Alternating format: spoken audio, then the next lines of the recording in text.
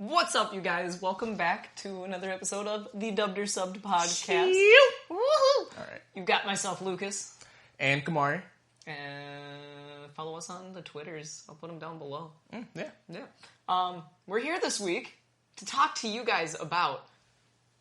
Oh, we're doing it again? The Promised Neverland.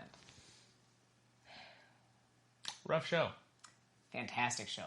Fantastic. Mindfucking. Rough show.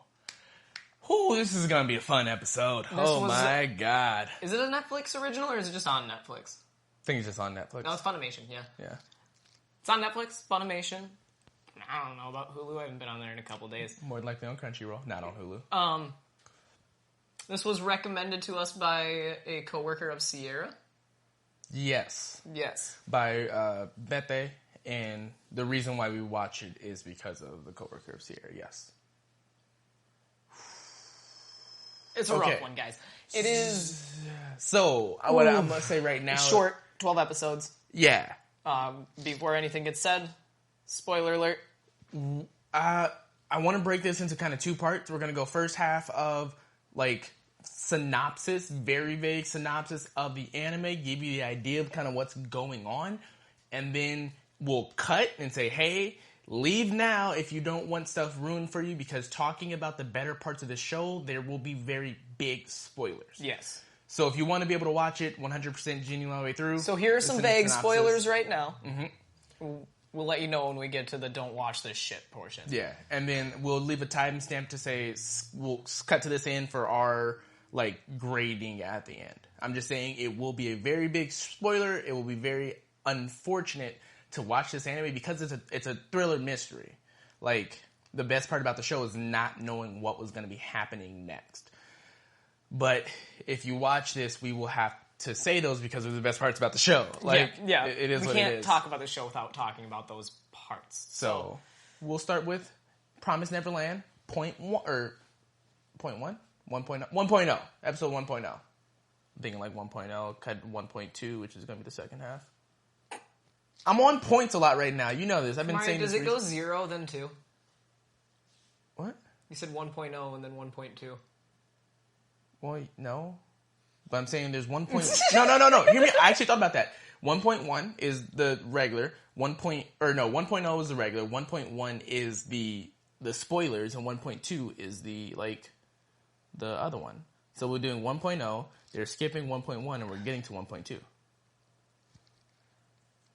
My brain works weird. The Promised Neverland. It's about all these orphans. Yeah. We're getting a nice, 40 of them at the beginning. 38. 38? At the end. No. I'm pretty sure it started with 32. Did it? Yeah. Because, they're only... Because I know at one point it said 37. What was in the beginning? Later on in the show they had said 37. I must have heard that wrong. Never mind. So 30-something, 40 orphans. All with some sick neck tats. I don't know how to talk about this without just going straight into 1.1. Okay, so basically it's a show about orphans who, you find out in the first episode that...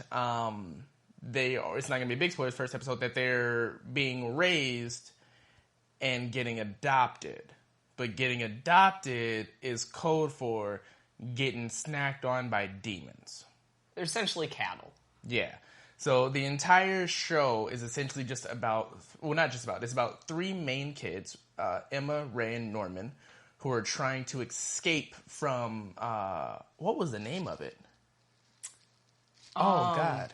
I don't think they gave an... Mm-hmm. They definitely did. I can't remember the name of the actual orphanage, or the house. Because it was factory number 4 or something. Not factory, but when the adults were talking about it. Yeah. But it was just home, it was wasn't called it? something. No, it was called something. There was an actual name for the orphanage.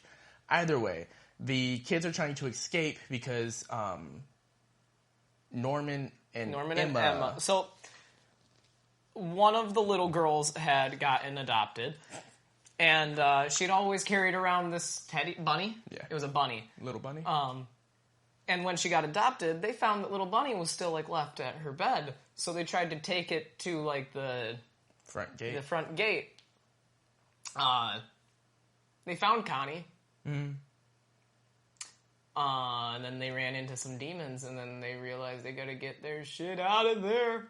They found Connie very, very not alive.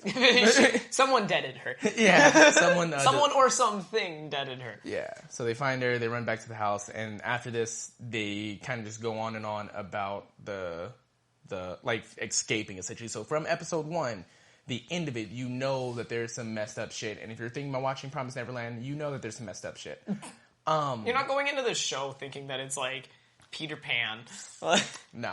Oh, sorry. One thing that I'm going to say is right now, for this very moment, as of recording, there was nothing wrong with the way that this anime portrayed Sister Crone. If you think that there is, and you want to get on some soapbox about representation and that the anime made her extremely grotesque, or they did whatever you think that they did to her, shut the fuck up. Anything you comment and or say will immediately be deleted because I'm not going to talk about it. There are worse things done to every other ethnicities that this one depiction of Sister Crone is not something that you should be arguing, debating, or discussing about. There was nothing wrong. She's a character, a little bit crazy, but that's normal. So anything that gets commented, oh, Sister Crone, it's all getting deleted immediately. No ifs, ands, or buts. This is non-negotiable. So, I forgot to say that before we started. We don't stand for toxicity in our comment section. Yeah, man. And this isn't like, from here till the day I die. He's gonna have this written on his gravestone. Yeah, so sorry about that one. I apologize. We're gonna continue with the story. So they find her, they get back, they're trying to find a way to escape, and essentially the whole thing is a game of chess between these 3 main characters to begin with, and then 2 others that end up getting added on episode, like, 6-ish, I believe. So about halfway through, they end up adding on 2 more characters, or 2 more kids. And it's a big game of chess between the kids and Mama Isabel. Because she obviously knows everything that's going on, and she's like the farmer. Mama Isabel. It has a nice, like, country ring, yeah. So yeah, it's super dope. There's no southern hospitality about this house, Kamari. There is until you find out that there's not. So, like, 11 and a half episodes worth of not being some southern hospitality, and, like, half of one that there is. Yeah. Heard. Got it. But yeah, so basically the entire thing is just a whole, it's a I would say sci-fi thriller. There's not really much science fiction about it, except for the fact that there are demons in the world. But other than that, then nobody has, like, superpowers and whatnot. It's like an escape thriller. Yeah. So I would say... Prison Break! Yeah. Shawshank Redemption. So basically that's the gist of the show. It's There's not really much to it. There really isn't. But there's so many layers. Yeah, like, you find, like, in the first, second episode, like, it's explained to both of them that these 3 students, Emma, Norman, and Ray, are just the oldest and the highest rank, because they take tests. And they're just the smartest. They're like prime rib, you guys, just so you know. Prime rib. Wagyu beef. Yeah. I never remember what Wagyu beef is until somebody else says it, and I remember I've had Wagyu beef before. You've had Wagyu beef? Yeah. Yeah, I went to actually, not even me, Damaris, Javon, and Cassie went to a, like, Philly steak spot in Philadelphia that has Wagyu beef. It was $130, like a chili feast steak. Philly cheesesteak. It was like $130. You're turning into me. Steak. What's going on? Yeah. Was it good? The bread was too hard. The Wagyu, pretty good. Bread was way too hard. That's unfortunate. Very. Like, if I could just take the Wagyu and then put it on my own bread, I would mash that. We should start a Wagyu beef fund, so we can try it at home. Oh yeah. Or just go buy another multiple $100s worth of meat. Worth 80% off. Anyways, yeah. So we're gonna get back on the track. Yeah, man. Like we were saying, there's not much to tell. It is a very suspenseful anime. Mm-hmm. And I can say that it's done very well in the idea of how they make it suspenseful. If you have played Man of Madame, Or Man Little of what? Hope, Man of Madame. Man of Madame. Madame? Man of Madame. What's the last letter that you're saying? I don't know. It's an M or an N. It keeps switching. Man of Madame? Man of Madame? Man of Medan. I'm just adding a second N on top of the first N, and it's messing And up just a then little mixing bit. and pushing them Yeah, together. they're just super close. They're like that Russian M. Man of Madame. But yeah, if you've ever played either of these games, they're really good because they don't have many jump scares. Like it's a thriller. It's like Until Dawn. It doesn't have many jump scares. It does have quite a few of them, but the whole game makes you feel uncomfortable because of the perspective that you're watching it. Mm-hmm. This one, in a lot of the conversations, and a lot of things that the kids are doing, you're watching from an outside perspective. It's not like a third person where you're just seeing everybody. You'll see it from between some bushes, or you'll see it like from like literally sitting on the side of like a building when they're outside, or watching them talk through windows or under tables. It's super, super creepy. And it wasn't until like episode 7 or 8 when I realized when this was happening. And it's my favorite thing ever to do in thrillers or like suspenseful like animes or movies or anything. Because, like, I enjoy perspective switches, which you guys have probably gotten from my favorite scenes from Beastars is when they're doing, like, you're watching both people talk and you're kind of watching what people are watching. Or you can watch what people are paying attention to. And it's a change of perspective. So, I'm going to get into that a lot more later. But, yeah, honestly, it's a really fucked up anime. Good though. Kids are dying. Not often do animes suck me in on the first episode. This is one of them. Yeah. So I would say right about here, we gave a super simple synopsis of what it was, and this is just to show you guys how many of the things that we're going to talk about for the next 20 minutes are genuine, like anime plot breaking points. Don't watch after this moment. Okay. Jump to like the last 4 minutes. We'll do the whole thing, then come back, watch it, and just see what we're talking about. Because if you want to really enjoy this anime, you have to watch it fresh. Or watch it fresh for the first time and then go back and watch what's good about it that you realize afterwards. I might just leave the spoiler tag on the entire right now. I'm cool with that. And then take it off when we're done. So come back when that's gone. So, from here on out, what? All right, let's get into this fucking shit. Fuck you guys. Oh my god, this anime messed with me in such a weird way. Like, I didn't know, I was wondering, oh god. So I was wondering what they were doing and what the grading system was for until they explained why it's important. And the fact of them, farming them for their brains, which was obviously explained really early, and the whole idea of them having to grow up to become prime meat and all these other things were just super, super, wild for me. These kids are 11! 11! And they're geniuses! Oh my god. So and they watch their, essentially little sister deaded and then just get dumped into a tank by these demons. Mm-hmm. Oh, I forgot about that. And then they immediately they dip and then they left Bunny, so they're right away oh fuck, we're fucked. They're gonna know, how the fuck do we get out? So my favorite thing about the entire anime for tops off, other than the POVs, is the way that Emma, Norman, and Ray all worked off of each other. This is a very good trifecta of characters that have very different ideas and views. They're all very different personality-wise. And so strong in each of them. Yes. Emma wanting to save everybody was something that she did not want to budge on, which is what made it really important that afterwards when she did, and it was the growth of realizing, we can't save everybody. I am a little bit immature or idealizing the perfect scenario. But she understands that she will have to make some sacrifices to save the most amount of people. Mm-hmm. Off top, A1. Norman, he's the smart guy of the group. But they're all geniuses in their own ways, but he's the calm genius. He was so, with him and Ray, one was, methodical and, just seemed like the slow-moving, Jason Voorhees. The slow and steady wins the race kind of guy. Yeah. Where he's just planting all of this different stuff, hiding it, tricking people into trying to figure out. There's a mole in the kids. One of them is a traitor, and he is like.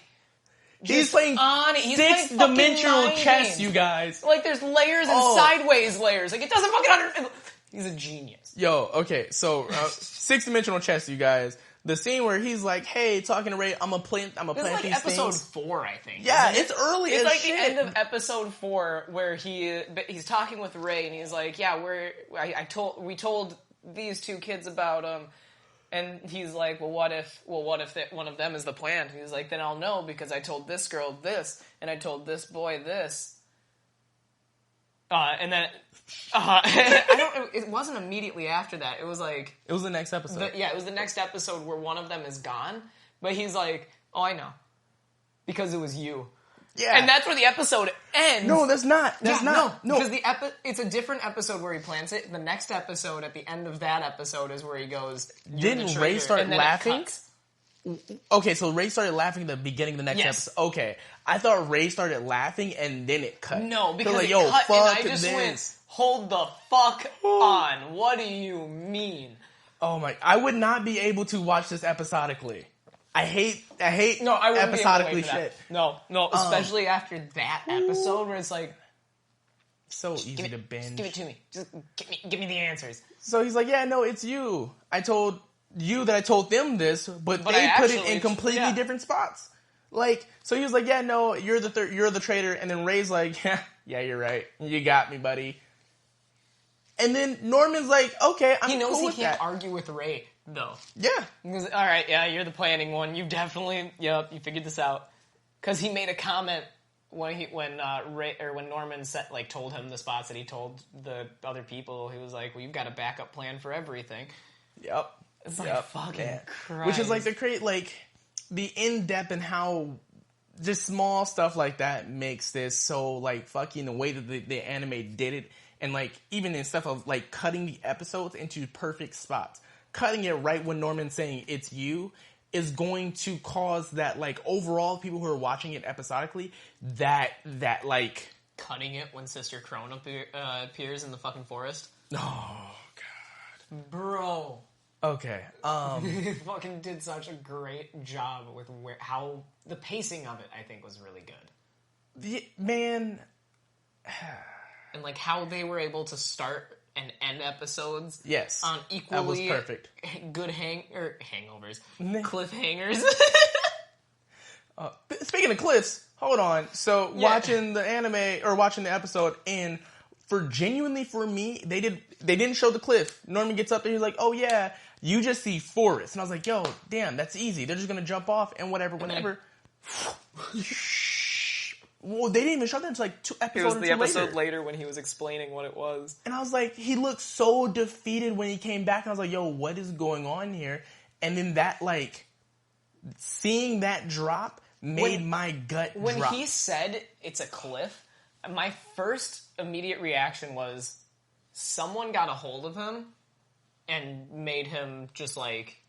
Oh, not want to tell? Abandon the escape plan, just lie to them that there's a cliff and that it's hopeless. Yeah. That was my immediate reaction. I was like, there's no cliff. Like, he's just saying that shit. What I was thinking was that, and then they showed the flashback the cut scene of him exploring it. And I was like, oh, that's a fucking fissure in the ground. Like, that is a seismic fault that is open. You're not getting over that. Well, so my whole thought on that was that he made it to the top, saw that there was absolutely nothing, and then was like, damn, let's abandon hope. Because it was just this chain in the middle of, like, a desert. Nowhere. And I was like, yo, that is... Because they never really talk about... There's, a couple birds. There's no other, like, animals in the area. And I genuinely think that Norman would have been smart enough to say, hey, if there is nothing for the, like, foreseeable horizon line, it probably wouldn't be smart for us to try to run away, because what if we run out of food and everything like that? And I thought it was another, like plotting and planning and seeing how many options they actually have. And I thought they were going to try to come up with a different plan. But to then, like, because I'm thinking this for a whole episode, and then it goes back and it's like, oh yeah, no, cliff. I was like, okay. That they just kind of said fuck you to all the kids. So yeah, they did. Yeah. Other than that, two of my favorite spots. What is Phil? Phil is fantastic. That's the only appropriate answer. Yeah. He's I feel like he's a different personality than any of the three, but he's the kind of kid that would have gotten the high test scores and lived until he turned 12. Yeah. Yeah. 100%. That is Phil. Oh, God. So I've watched... Phil is this little, 4-year-old who just kind of pops up whenever anything's happening. He's just kind of like, what's going on? And they kind of lie to him, and he goes, okay. So if you guys have watched it and you know Phil. Phil's a thug. Phil's basically, hey, Emma's talking to Phil.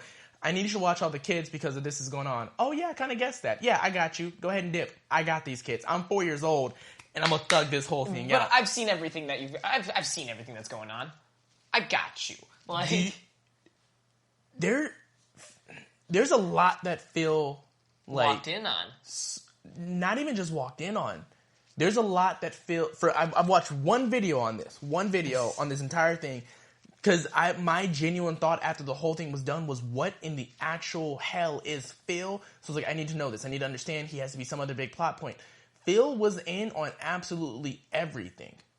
Absolutely everything. And the way that the whole timeline went out with there's a couple of the the POVs that Phil was the one watching them. Ooh, interesting. Yeah, I'll show you the video afterwards. But there's there's 3 of the POVs, 4 of them that we can speculate, where Phil is watching what's going on. Phil's the one that showed Emma the Morse code, and there is in the manga, Phil is in the library by himself reading it, but isn't old enough to be able to say, hey, this is my plan, I can emulate basically get all this into motion, so he gives it to the kids, the older kids. Also, if you think about it, Phil's the only one in the very first episode that is freaking out over the test. You'll have to rewatch this. You're right. He's the only one that is absolutely losing his shit doing this test. Everyone else is super excited, whatever, carefree, He is losing his mind. So from episode 1, Phil knew what was going on. He had no reason to be speculative of Crone beforehand, but knows that he doesn't trust any of the sisters or the moms. And then there was a third one that he shouldn't have known, but he was already there for. It's super wild. I really want to put the link in the description, because Phil's my favorite character, dude. I literally, after every scene that Phil was in, I was talking to Sierra and I was like, yo, what is he? What is this kid? I was like, because I don't trust him. I was like, he has to be an alien or a demon. I thought he was the I thought Phil was the informant. Yep. Which would have made, not perfect sense, but it would have made perfect sense. Yeah, no. When they said that there was a plant, I was like, it's Phil. Yo. It's Phil. He's the one that walks in on everything. He sees everything. Because because there's the one scene that I'm thinking of where he walked in Sister Crone, but he also walked in on the other kids as well. Yeah. And I thought that Mom gave him the Morse code in order to plant that in the kids' heads, and that William, whatever his last name was fake. And she's like, hey, here's all this stuff just to get you guys riled up, but then I'm gonna I know I'm feeding you information. Yeah. That would have made sense. I feel like that would have made a lot of sense. Oh my God. So Phil, favorite character off top. I want you guys to watch this and kind of figure out what was actually going on, because he was in everything. How'd you feel about Mom? Jesus Christ, she made me uncomfortable. A lot. As all good thrillers do. As soon as she knew that there was a problem, even though she didn't know who was the problem, she made it very clear to whoever was gonna be the problem that she knew what was up. Mm-hmm. With the tracking device, she didn't know who it was, but she did it in such a blatantly obvious way that everyone watching, if they knew something, if the culprits were there, they would have known, we're being tracked. She knows where she is because of that. So, she's just... she's a great character. Mm-hmm. You're absolutely amazing. I think they did really well with Isabella and Crone, where Isabella is like completely methodical and like heart like senseless essentially, and composed until obviously the very end. And Crone's like the complete opposite. That shit's off the wall, crazy. dude. That fucking the baby doll. No. I already The first don't time like dolls, that dude. showed up, I was like, oh, so she's that bitch. Like, she's like that crazy. yeah, she's crazy. Oh, she's not just crazy. She's crazy. Yeah, but it was actually really interesting though. Like Sister Crone as a character was really interesting because she had goals to get the house. She was going to rid the house of Isabel or Isabella? Isabel. Yeah. So she could become the mom of the house. And it had a really decent plan, actually. It was a fantastic plan. Like, it was incredibly well thought out for someone that crazy. is schizophrenic. Man. Ooh. But yeah, so I kind of I'm sad that she died. I wanted her to be alive for a little bit longer. I want to see like how her and Isabel would have like I wanted Crone to make it to the end for when the kids did run away to see how her and Isabel would interact, because that would have been very interesting to see. But I do like how they did it. Yeah, that in the end, what she gave Norman ended up working to everyone's benefit. Yeah, like it was a whole like, hey, what's outside the wall? Nothing. There's nothing. Or like she said, I don't know. Well, not even that. What I'm talking about is the box that she gave him. The box that she left in his drawer that he then gave to Emma before he left. Mm-hmm. Super, came back 4 episodes later, but it was like, oh, yeah, I forgot that did happen. Dope. There were a lot of good tie-ins. Yeah. I think there was stuff that happened. Yeah. In the beginning, middle, end. There was no, loose... The like song. Them going into the basement and finding all of the old kids' toys, including Little Bunny. Yeah. Yo. The song was mentioned... Or Ray had mentioned that he remembers things about being born. Episode 5? Yeah. And then... He's like, I remember everything. Comes back... He's like, my first memories were in the womb. I remember being surrounded, and it was just, wet. It was just wet. It was like, what the fuck? How can you even, comprehend that? And then, It was the last episode. Yeah, in episode 12. Yeah, episode 12, where it came back full circle, and then it was she was singing the song, and the kid, there was a boy when she was a child who was singing a song, and she went and sat with him. Later, when she's pregnant, she's humming the song, and then later, when Ray is sitting under the same tree, or a very similar looking tree, he's humming that song. So... Asks the thuggiest question, too. Mom, why did you have me? And gives the thuggiest answer back. For survival. But the crazy part is that, you know that she does care about Ray. She does love Ray. That's why to an extent. He's the plant. Because it's her son. He'll live until he can't be there anymore. Mm-hmm. Man. Okay, last thing I think that I just want to get off... Last talking point that I want to get off my chest and, just expunge and freak out over again before we finish this. What you got? Norman, dead or alive? Oh, he's alive. He's alive. Connie was killed in the back... Or was dead in the back of the truck. Mm-hmm. Norman gets to go into this glowing gold room. They're going to use him to make kids. Okay. What else would it be? True. Because he's the smartest. Maybe not the smartest, but... I mean, I would say he's the smartest, yeah. Smartest out of the top producing plant 4. Plantation? No. It's called Plant 4. That's what it is. No, okay. That's the word that I was trying to think I'll look it up. There's an actual word or name for the orphanage. So, in my opinion, they didn't take him to die. They took him to be a father. That'd be interesting, actually. Like, I like the idea. I already thought of it. That would be, like, interesting. That's, like, the only thing that it makes sense to me. If he's not dead. What else would they keep him alive for? I really don't know. Because it's not to rat on his friends, because they made it out. Using his plans. I really have no idea. Like, and there's obviously, I'm assuming that there's tons of, like, theory crafting and stuff like that. I have no idea what Norman would be used for. Maybe he met the boss, and they're like, hey, we respect you. I need somebody to run this stuff when I'm done. Maybe he's having kids, which they would have. Well, they would have to wait, like, what? To not be weird, they'd have to wait at least 3 more years. To not be weird. Well, I'm just saying, like, not to. Could just, like, extract his DNA. Oh, yeah. I was saying more so, like, I'm not trying to be weird, but, like, in real, like, all reality, they would need to just wait 3 more years. I was going to say wait 6, but that'd be, like, they don't give a fuck about these kids. No. So, I don't know, man. I'm excited for Norman to come back. I think that they put the scenes of him talking to Ray and Emma as, like, fodder to say, oh, yeah, he's dead. This is his ghost.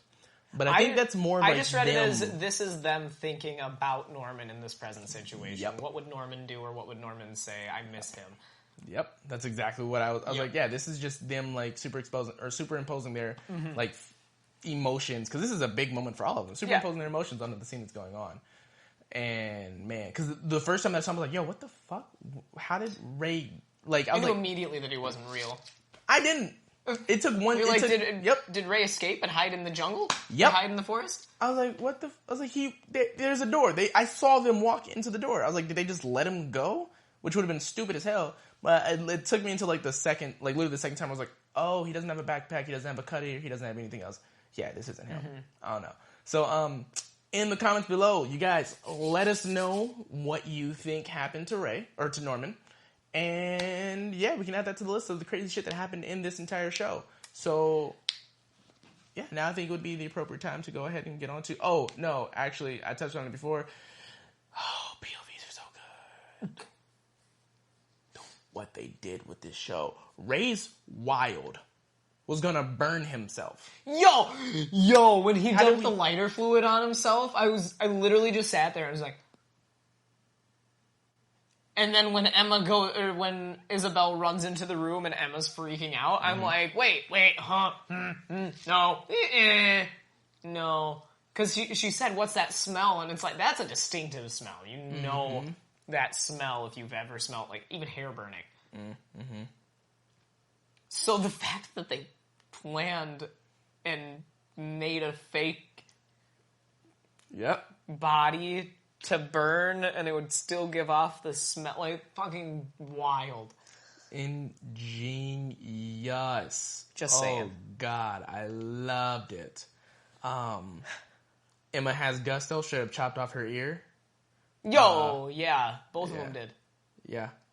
I mean, you would assume that all of them did. You'd assume, but I feel like only Ray and Emma are the ones that you see with like blood. patched up the ears? Yeah. Unless they found a way to, like, actually extract it. So that in the whole end of the whole finale was dope. I was literally, I think we watched 4 episodes in one night just because we didn't. We watched them like simultaneously. So at the end of the episode, we met and conversed. Oh yeah, dude. Oh my god. What the fuck just happened? He comes in and he goes, a cliff. I think I came in and I said a cliff. I came in one time and was like, yo, what the fuck is Phil? And I don't remember what the other ending was. Oh, I came out and you were like, yo, Ray's wild. Ray's wild, because it was basically... No, I texted you and I was like, Ray's fucking wild, bro. But yeah, man. And then Emma cut off her ear and you go, yo, Emma's wild.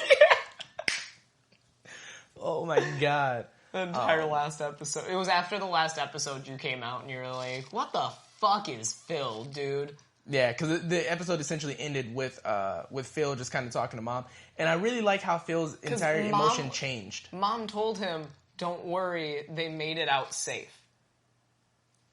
And I like how that affected Phil. Like, Phil is such a good, like, explanation of perspective in this whole show because it changes, like, so often. But, like, he looked terrified. And that was the one time where, like, Mom was being genuine with him, was like, hey, he should be happy. And he was like, she's gonna eat me.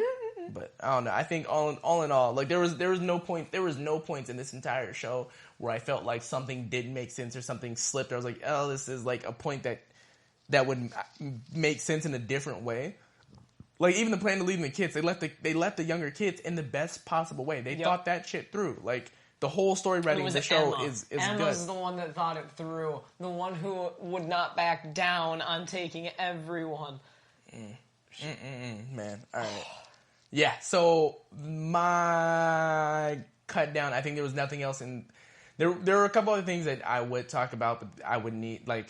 It would be more like specific conversations, and when we do an episode about support characters, I would have some words to say about Dawn and Gilda, because I really did like them, and it made the trio into a 5-man crew.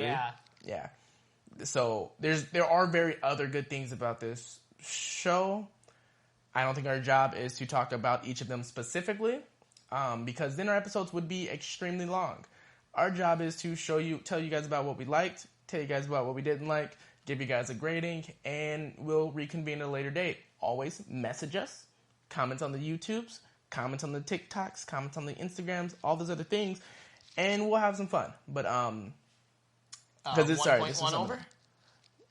Yeah, 1.1 over, 1.2. Welcome back. Hi. So Kamari, theme song. Yeah. Theme song didn't hit for me as hard as everything else. I skipped it a majority of the episodes. Okay, I'm glad we're on the same exact boat. It was interesting the very first time. I was like, oh, this song's okay. It felt like a song for a mystery type of show, if that makes sense. It wasn't bad. It just... It's not a banger like we've heard.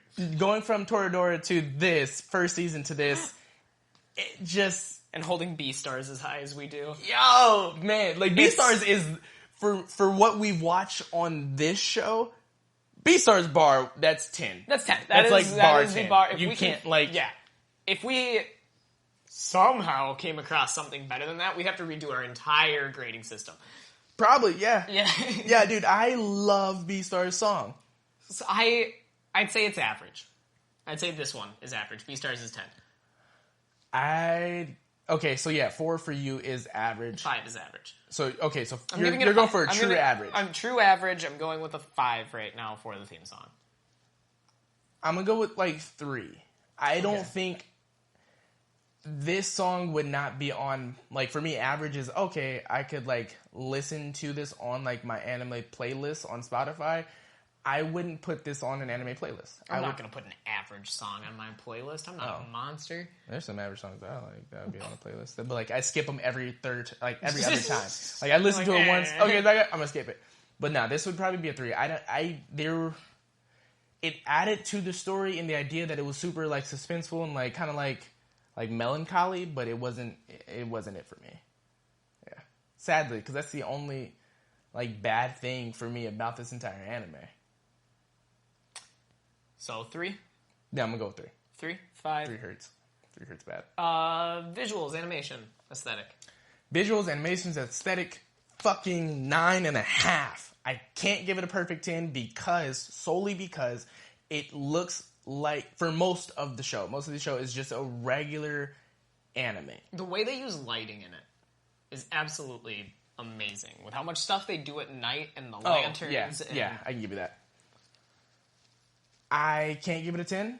Actually, no. I'm going to give it a 9 because I feel like it needs to be understood and respected that the reason why this show feels creepy has nothing to do with the fact that there are demons in the world. Absolutely nothing. It's the camera angles and yes, everything attached to the cinematography of it. Watching people walk. I will give it a 9. Okay, watching people walk and you're literally seeing like the camera's like bouncing with it. Like... I felt uncomfortable because I was watching people in bushes and under tables and around corners. And then I also felt uncomfortable because I felt like I was part of their conversation and somebody was watching me. Mm-hmm. But it was done so well. Like, yeah, 9.5. Not for the animations, because the animation like itself could have been done better.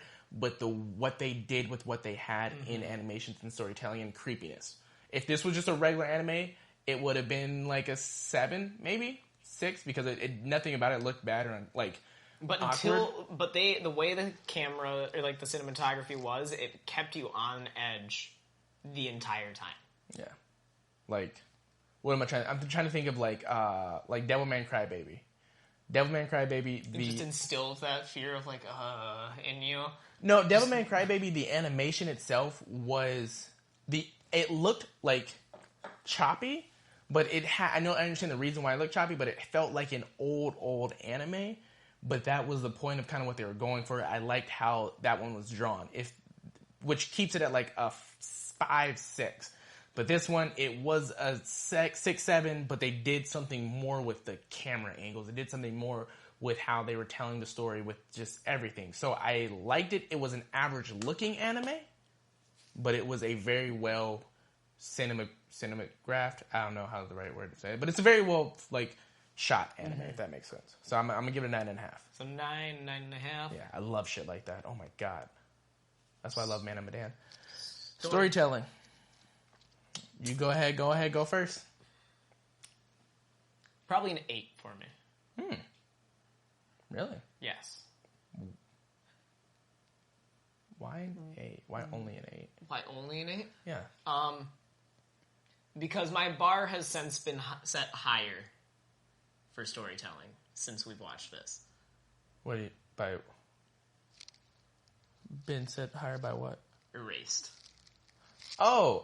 Oh shit! Erased is that good? So I'd say an 8 for The Promised Neverland. I really liked the story, like the way that they were able to explain how they did everything, why they were doing it. It was just I liked it. Like, yeah, you guys are kids at a farm. Now get out. Like, kept you on the edge of your seat. It was just fantastic.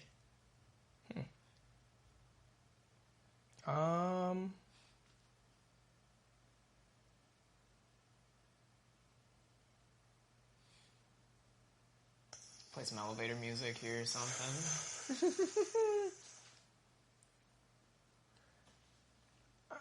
Fuck.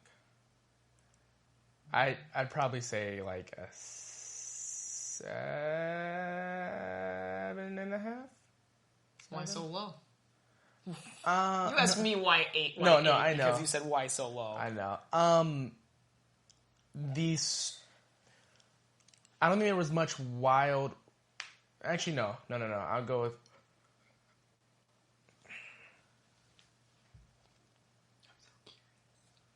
8.5. Actually, 8.5. Yeah, I'm gonna jump that up. I'm gonna jump that up one whole point because what I was gonna say was I don't think there is much the story itself isn't wild. It's a very good base. Get escape, have fun, good luck. It reminded me of Maze Runner, but the execution of it was really good.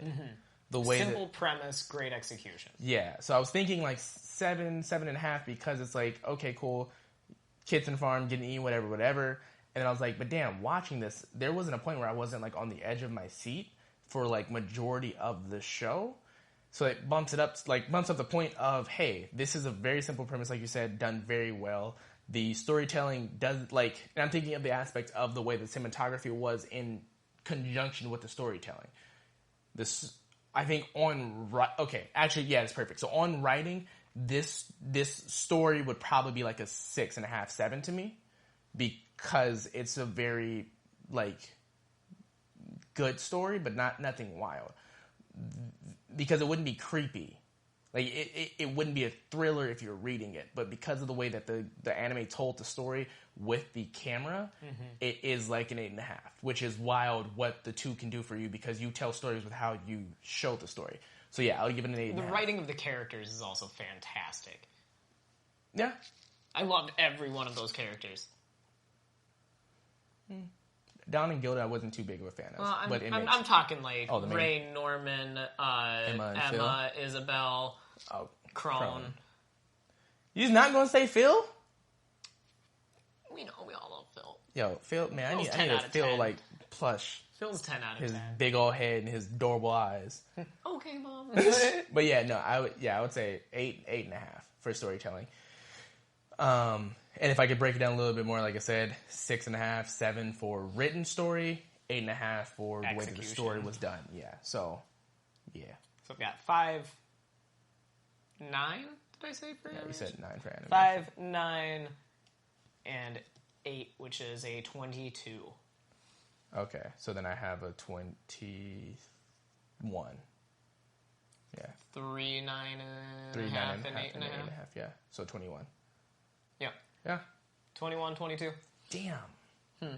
Okay. See, doing it on this scale makes you, like, you don't expect it to be that low, do you?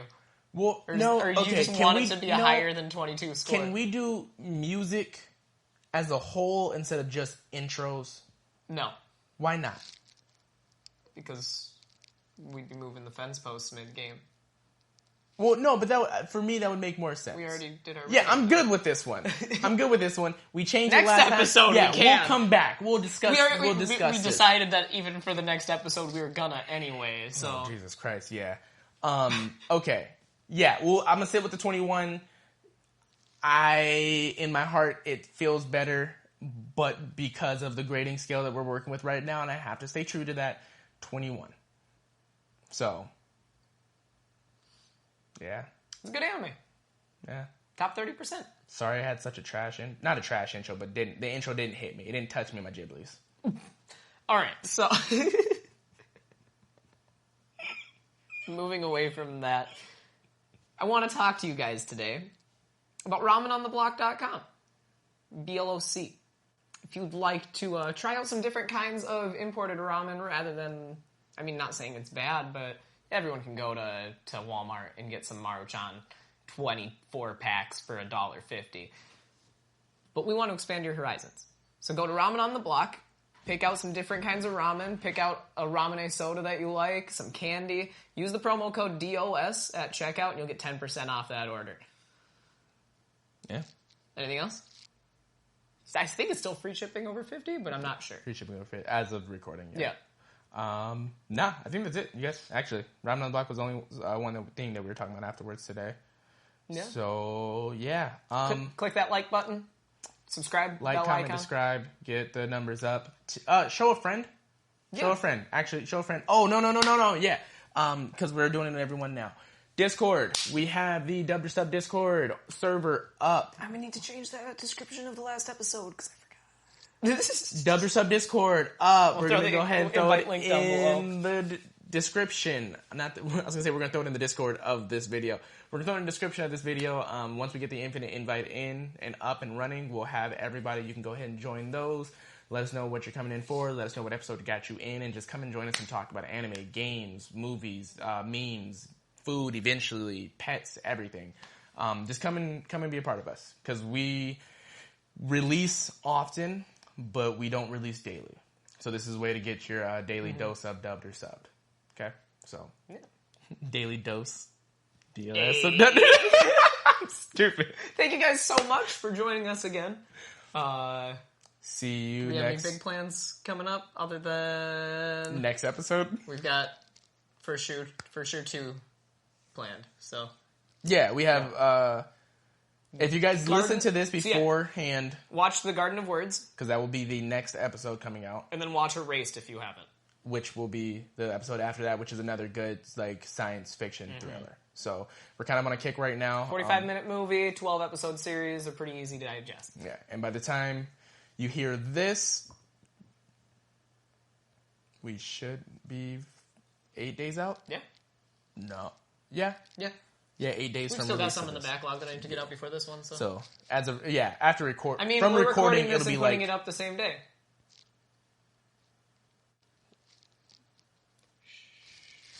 bye. He's like, shut the. See you guys. Enjoy the rest of your day. Travel safe and keep enjoying your anime.